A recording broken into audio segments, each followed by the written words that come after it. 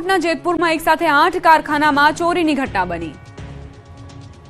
જેમ જેમ શિયાળો જામી રહ્યો છે તેમ તેમ તસ્કરો પણ બેફામ બની ગયા છે। પોલીસના અનેક પેટ્રોલિંગ છતાં તસ્કર ટોળકી હાથફેરો કરવામાં સફળ રહે છે। કંઈક આવી જ ઘટના સામે આવી જેતપુરમાં। રાજકોટના જેતપુરમાં એક સાથે 8 જગ્યા પર ધાડપાડું આવ્યા, જે તલસરના કારખાનાઓમાં તસ્કરો ત્રાટક્યા। અંદાજે 8 કારખાનાઓમાં તસ્કરો ત્રાટક્યા હોવાની જાણકારી છે। તસ્કરોએ કારખાનાઓમાંથી રોકડ રકમ તેમજ અન્ય સામગ્રીની ચોરી કરી। પાર્ક કરેલી એક બાઇક પણ તસ્કરો ઉઠાવી ગયા। તસ્કરોના આટાફેરા કારખાનાઓમાં લાગેલા સીસીટીવી કેમેરામાં કેદ થયા હતા। સીસીટીવી ફૂટેજના આધારે તાલુકા પોલીસ અને એલસીબીની ટીમે તપાસ શરૂ કરી છે। આમ કેમેરામાં બિંદાસ ફરતા ચોર સામે પોલીસ કોઈ નક્કર એક્શન પ્લાન ઘડે તેવી માંગ લોકોએ કરી છે। પોરબંદરમાં એક સોની વેપારીએ 19 વેપારીઓ પાસેથી સોનું જોવા લઈને બારોબાર ગીરવે મૂકી દીધું। પોરબંદરના ગાયવાડી વિસ્તારમાં પરમેશ્વરી જ્વેલર્સ ધરાવતા વિશાલ ગેડિયા નામના સોની વેપારીએ અન્ય 19 વેપારીઓ અને ગ્રાહકો જોડે 1.35 કરોડની છેતરપિંડી કરી છે।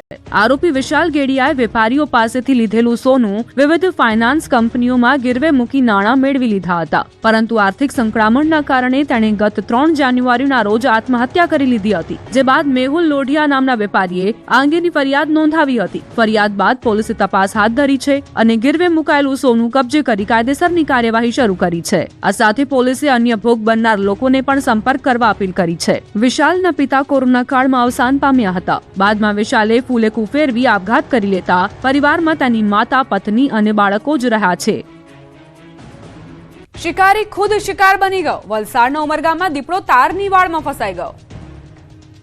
વલસાડના ઉમરગામ અને મહારાષ્ટ્રની હદ પર આવેલા મહારાષ્ટ્રના બોરડી ગામમાં એક દીપડો તારની વાળમાં ફસાયો। મુખ્ય રસ્તા પર જ આવેલી એક વાડીની તારની વાળમાંથી પસાર થતા સમયે દીપડો ફસાઈ ગયો હતો। જો કે રસ્તા પરથી પસાર થતા રાહદારીઓ અને વાહન ચાલકોએ આ દ્રશ્ય જોઈ જીવ અદ્ધર થઈ ગયા હતા।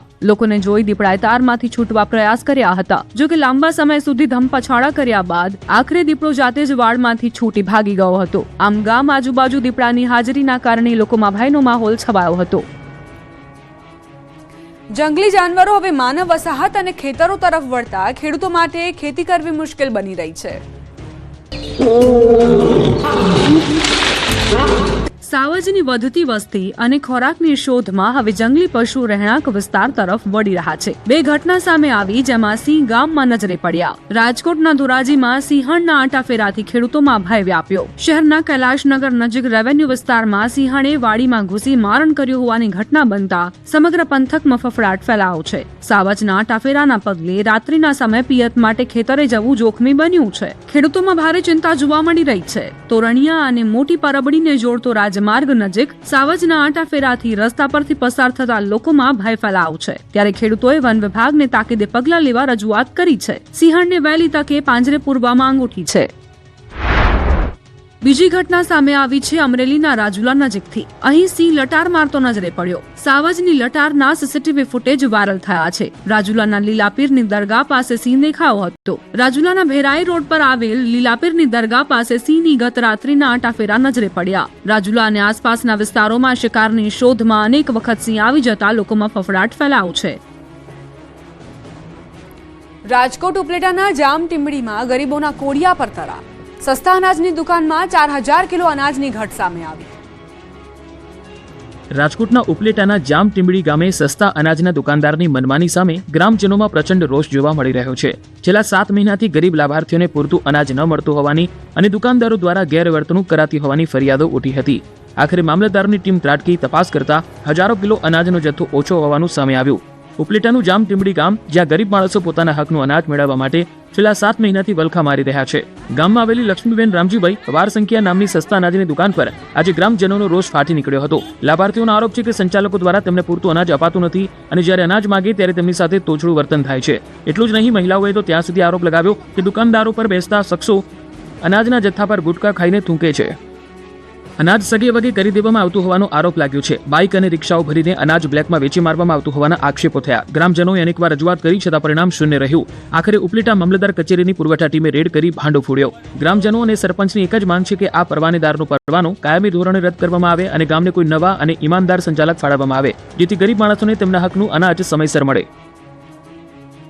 સુરતમાં તડકેશ્વર ટાંકી પાર્ટ 2ની રાહ જોતું તંત્ર। વડોદ વિસ્તારની પાણીની ટાંકી 10 વર્ષમાં એકદમ જર્જરિત। હજુ 3 દિવસ પહેલા જ સુરતના માંડવી પાસે આવેલા તડકેશ્વરની ટાંકી બન્યાને ટેસ્ટિંગમાં જ પડી ગઈ હતી, જે આખા ગુજરાતના પ્રશાસન માટે કાળા ધબ્બા સમાન ઘટના હતી. એ ઘટના બાદ તંત્રને નીચે જોવાનો વારો આવ્યો અને હજુ પણ તેમાં રોજ કંઈક ને કંઈક નવો ઘટસ્ફોટ થઈ કરે છે. આવો જ એક પાણીની ટાંકીવાળો કિસ્સો સુરતમાં પણ આજે જોવા મળ્યો. આમ આદમી પાર્ટી સુરત શહેર પ્રમુખ તથા સુરત મહાનગરપાલિકાના વોર્ડ નંબર 17ના કાઉન્સિલર ધર્મેશ ભંડેરીએ આજે વડોદની મુલાકાત લીધી, જ્યાં જઈને તેમને ધ્યાન આવ્યું કે વડોદ ગામની પાણીની ટાંકી એકદમ જ જર્જરિત હાલતમાં છે અને ગમે ત્યારે પડી શકે છે. વડોદ વિસ્તારની પાણીની ટાંકીનું લોકાર્પણ 21 ઓગસ્ટ 2015ના રોજ તત્કાલીન મેયર નિરંજનભાઈ ઝાંઝમેરાના હસ્તે કરવામાં આવ્યું. તે માત્ર 10 વર્ષ અને 5 મહિના એટલે કે 10.5 વર્ષમાં જર્જરિત હાલતમાં જોવા મળી રહી છે. ટાંકીની હાલત એવી છે કે તે કોઈ પણ સમયે ધરાશાયી થવાની શક્યતા છે, જેના કારણે સ્થાનિક નાગરિકોના જીવને ગંભીર જોખમ ઊભું થયું છે. તંત્ર મોટી દુર્ઘટનાની રાહ જોઈ રહ્યું હોય એવું લાગી રહ્યું છે.